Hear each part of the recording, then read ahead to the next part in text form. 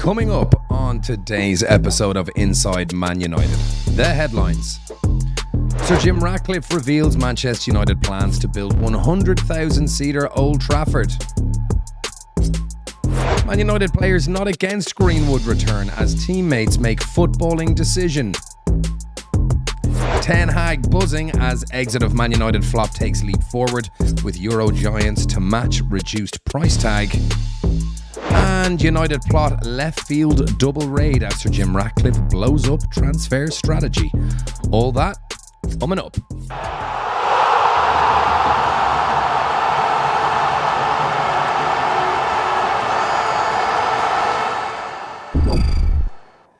Hello everybody, welcome back to the show, and I hope everyone had a good weekend and a start to the week. As you can imagine, mine was fairly busy as an Irishman. We had Paddy's weekend last week, my mother's 80th was on, and a buddy's 40th, so it was fairly jam-packed for me, so apologies for anyone that was expecting an episode yesterday, but things just didn't quite line up. Everything was a little bit manic. So, welcome back to the show. So, a little bit of news to get through today. So, Ratcliffe has been speaking about the 100,000-seater stadium that I think all the fans want to see. So, a bit of a video here in relation to this article on The Independent with Ratcliffe having his say on what he wants to happen. And some very interesting statements he's made, and many of which I think are completely valid, if I'm being totally honest. So he wants a state-of-the-art stadium. We know that. Wants to make it about 90 to 100,000 seater capacity.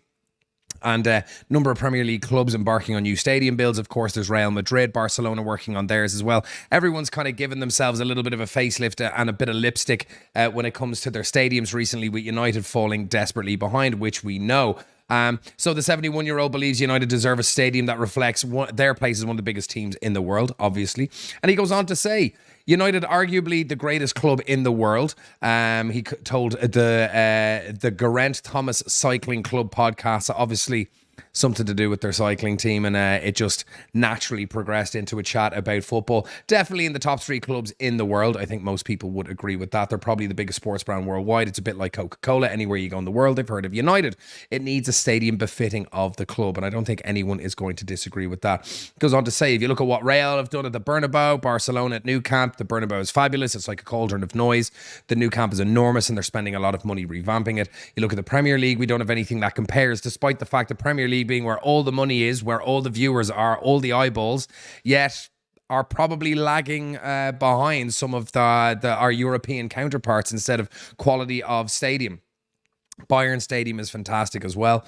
You look at the Premier League, we don't have anything that compares, and yet the Premier League is several times bigger than the Spanish League in terms of size, scale, and importance today. That's where all the money is. So he goes, United have occupied their Stretford home since 1910, with expansions in the 90s and 2000s, getting up to 75,000. So he'd prefer to build a world-class arena, and he wants something around the 90 to 100,000 mark. We can refurbish the ground and have a fantastic stadium that will take about $1 billion to do that, and the club can shoulder that burden.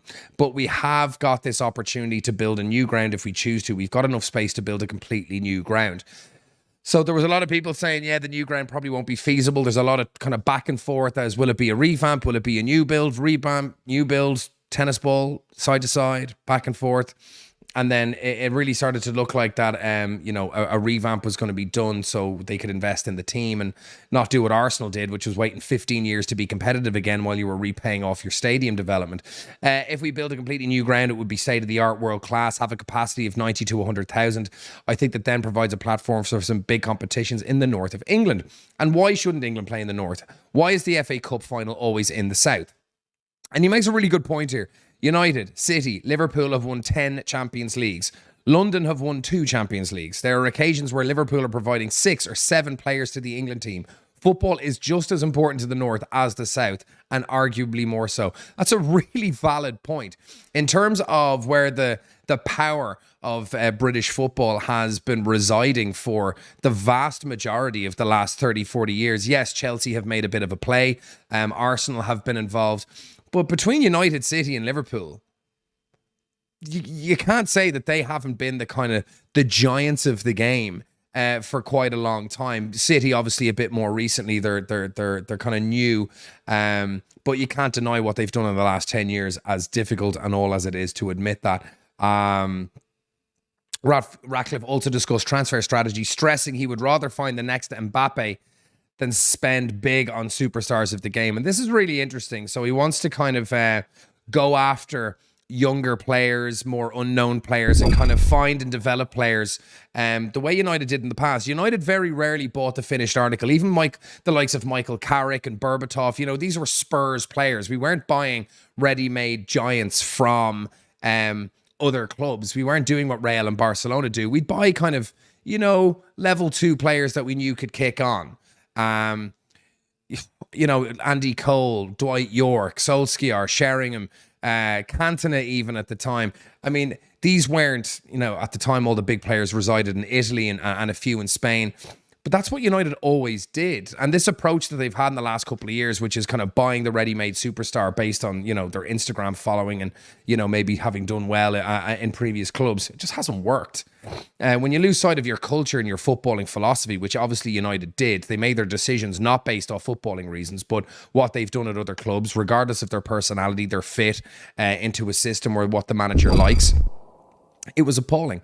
So I'm really, really happy to hear that. And, having said that, let's kind of move on to a story I was going to save towards the end, which is this came out in the Express a few days ago. So this article's a little bit older, but I didn't see much news on this, so I thought I'd include it in today's episode. And United plot a left field double raid as Sir Jim Ratcliffe blows up transfer strategy. So there's a lot of waffle at the beginning of this, but really what it's down to is eyeing a swoop for Royal Antwerp duo George Ilinakena and Mandela Keita ahead of the club's first summer transfer. And these are kind of two unknown players, and they're talking here about how much we've spent on these established players, like we've just mentioned. And with Barada leaving City to be chief executive, while United remain locked in compensation negotiations with Newcastle after Dan Ashworth as sporting director. We're looking at Jason Wilcox coming in. So the whole approach to our transfer strategy is going to be turned on its head. So matching who we've brought in, the level of expertise and the track record of the type of people that we're bringing in. Also with his comments there that we're not looking to buy an Mbappe, but the next Mbappe, means they're going to be going for young, hot talent. And this is what the club wish to do. And again, even if it doesn't work out, you're going to have a profitable player there that you can sell on, whether it's another Jadon Sancho or a Cole Palmer or Anthony Gordon, and these kind of players that are commanding 30, 40, 50 million euro when they've barely kicked a ball in the Premier League based off of potential. And, that's worked out with Anthony Gordon. He's been doing exceptionally well this year at Newcastle. And Cole Palmer, I mean, he is the main man at Chelsea now. And, he's just a baby compared to who else is in that squad. So while United will be always in the conversation for big money deals, we are looking to change that. So reports from Belgium suggest the Red Devils are also recording some shrewd signings in that league. So Belgian football expert Sacha Tavolieri says United are keen on signing Antwerp striker Ilinakena and their efforts to provide Højlund with some competition next season. So could Højlund actually be the senior striker with, maybe a 17, 18-year-old nipping at his heels and potentially learning off Højlund as opposed to trying to find someone else? I said in a previous episode, I'd love Callum Wilson. He'd be affordable, pucks of experience. When he's fit, his goals to games ratio is phenomenal. He would gladly sit on the sidelines and get 30, 35 games a season in a team where he could maybe win some legitimate silverware before his career ends. He is on the sidelines at Newcastle. His fitness is questionable, but I think a man of his abilities and expectations would fit perfectly. But if you're going to go the other end of the spectrum and get someone really young to kind of nip at the heels of Højlund, then why not? It's a shame we don't have someone more senior for him to learn off of, but maybe that's where Benny McCarthy comes in and does his work on the training pitch. So it's claimed there's strong interest from M16 in a summer deal for the 17-year-old who has scored 14 goals and provided another assist in 39 games since joining from Amiens last summer. And then also we've got Mandela Keita here. So another player that Tavolieri adds that United are among the suitors for, and he also joined from OH Leuven last year as well. So yeah, two interesting players there. He's made 30 appearances for Antwerp, and they're looking to maybe make his stay permanent, but they'd be cheap and they might be worth a punt. So Ilinakena at 6 million and Keita at 9.3.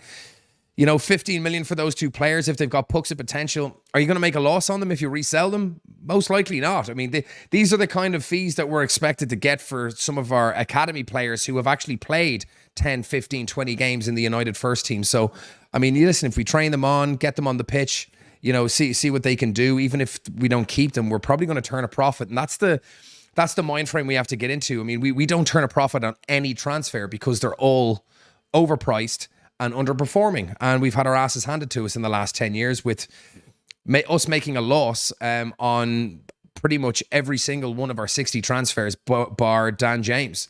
So yeah, it's definitely an approach I would welcome, and it's always exciting to kind of get these young unknowns, the days of kind of Anderson, Nani, Evra, Vidic, these kind of players coming in. So I think we need to get back to that. So in other news from Football 365, we've got Jason Sutar with United players apparently not against Greenwood return as it is a footballing decision. So again, this is just going to be the main story for United, I think, amongst all the other madness that's going on with the club recently. But I think this is going to be a really hot topic until we get confirmation of what's going to happen. So apparently there was a private poll done with the United first team with a majority of the team not against the 22-year-olds return to the first team next season, according to reports. And so yeah, where does it give us some more details? So yeah, it says it would not be surprising whatsoever to see Greenwood back in Manchester United's team next season, with former CEO Richard Arnold reportedly ready to reintegrate the player. Obviously that got out into the public sphere and there was a bit of a backlash, but I mean, from what I've seen on a lot of social media platforms, a huge majority of United fans would love to have Greenwood back. But obviously there's going to be a very vocal contingent that don't want that to happen. But from what I've seen, I think a lot of people wouldn't be against it, to be perfectly honest. A source told the newspaper his teammates would not be against him returning. They know all about the background and understand how controversial it would be to have him back. Their decision is a footballing one, pure and simple. United have struggled to score goals and they need a player like Mason. They're watching him score and create goals for Getafe every week.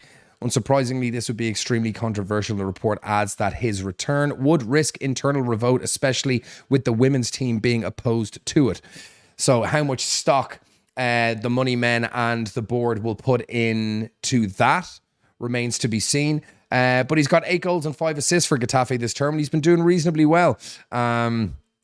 With even Gareth Southgate not ruling out an international return for Greenwood. He said, well, for me, I don't think it's something for pre-Euros. I think allowing him to get this career going again abroad appears to have been a good move. And yeah, I think right now to be a big distraction for the team, and that makes sense. I did also hear rumours that Ratcliffe is a big fan of Gareth Southgate and is looking at him to potentially replace Ten Hag if Ten Hag is to be removed. If that happens, I will eat my own face because he's not a club manager. Southgate's record as a club manager is appalling. What he has done with that England team, given the talent at his disposal, is poor. Despite where they've gotten in major international tournaments, the type of football they play is not good compared to the level of talent that they have available. So I would absolutely hate to see that happen. And personally, I don't think that is going to happen. And finally, a little bit of news on Jadon Sancho with Ten Hag buzzing as United flop takes leap forward, with Dortmund obviously willing to match reduced terms. And so the report says that Dortmund are willing to match United's reduced price tag for Jadon Sancho, with United apparently willing to accept as low as 30 million for the player because they're just desperate to get him off the wage bill. With the amount of years he has left on his contract, he's on about 1.2 million a month. So you're looking at about 15 million a season. So to get rid of him, will immediately put 15 million back in the coffers, add the 30 million on top of that. You're looking at saving maybe 60 million between wages and then the transfer fee. So it does make a bit of sense. Sometimes you just got to take your licks and just understand that it was a bad deal and you just need to get him off the wage bill, out of the club, and just, move on. So he's made 10 appearances for Dortmund, scoring 2 goals and making 2 assists. And it says here that the German Giants are very interested in signing Sancho on a permanent deal, but financially it could be difficult to pull off. The reduced transfer fee would obviously be there to help them match the wages that he's currently on at United, with him not really having to leave. I mean, he could just keep picking up 300 grand a week and sitting his arse getting splinters at Old Trafford. But there's talk about United also being linked with winger Daniel Malen. Now, I wouldn't be overly excited about Daniel Malen coming in. He's an average winger. I've seen him play. He's not a bad player. Do I think he's going to be the guy that spearheads United's attack on the right-hand side to get us back into the mix in terms of winning leagues and Champions Leagues? No, I don't. But again, I could be wrong. In a major twist, it's claimed that the Red Devils will demand a much lower fee for Sancho than initially expected, and Dortmund will be willing to pay it. According to journalist Florian Plettenberg, Sancho wants to stay at Dortmund and the club are willing to pay a maximum of 30 million to secure his signature. And then Team Talk did report on Saturday that the minimum United would be willing to sell would be 30 million. And it looks like Dortmund would be willing to match that price tag. The only thing now standing in the way is the salary. The current top earner is Sebastian Haller, who earns 180 grand per week. And as much as I'm actually surprised at that. I did not think Dortmund would be in territory to be able to pay someone like Sebastian Haller on 180 grand a week. That is obscene for them to be paying that for him. He wouldn't get anywhere near that in the league. I don't know how he's making that in the Bundesliga. I don't know how they can afford that. I'm baffled by that. As much as Dortmund like Sancho, they wouldn't be willing to rip up their wage structure to sign him permanently. Plettenberg notes that more talks are scheduled between the clubs, and there is a possibility that Sancho could be reintegrated into the Red Devils squad, but that would only be possible if Ten Hag was sacked, obviously. I, for one, hope that doesn't happen. I can understand the arguments for why people do want rid of him, but I think the man deserves a club that is run properly with a squad that is fit, free from arseholes and prima donnas. And I think the guy has done more than enough last year to give him a bit of a pass on this year, despite mistakes he has made. I'm not absolving him of everything, but he certainly does deserve another bite of the cherry next season, in my opinion. And that, ladies and gentlemen, are the main headlines for today.